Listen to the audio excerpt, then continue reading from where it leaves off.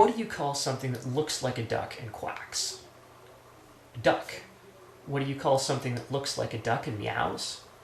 I call it horrifying. I don't know what you'd call it, but it's not a duck. This week we're in another controversial chunk of scripture in James chapter 2, where he talks about faith versus works. Now he has the sandwich between talking about how we treat people and how we talk about people, so I think that's the kind of works that he's talking about. He's talking about what kind of person your faith produces. Let's look at it this way. What if I told you that this was a duck? Or this? Or this? Or this? I think you'd all tell me that that's not a duck. Now at the same time, what if I told you that this was a Christian? Or this? Or this? And that's what James is looking at right now. How you treat people, how you talk about people.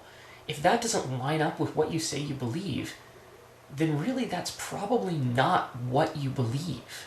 Jesus talked about the religious people, the Pharisees, and lambasted them for having all the right answers and none of the right actions.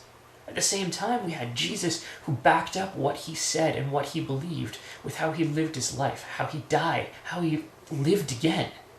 Everything lined up. That's the example. That's real faith. That's belief that works, that does something.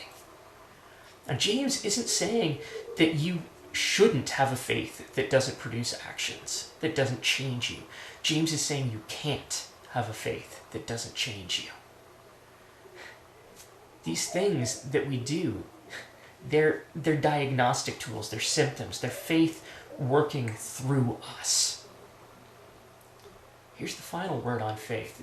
James is saying you gotta have faith that quacks.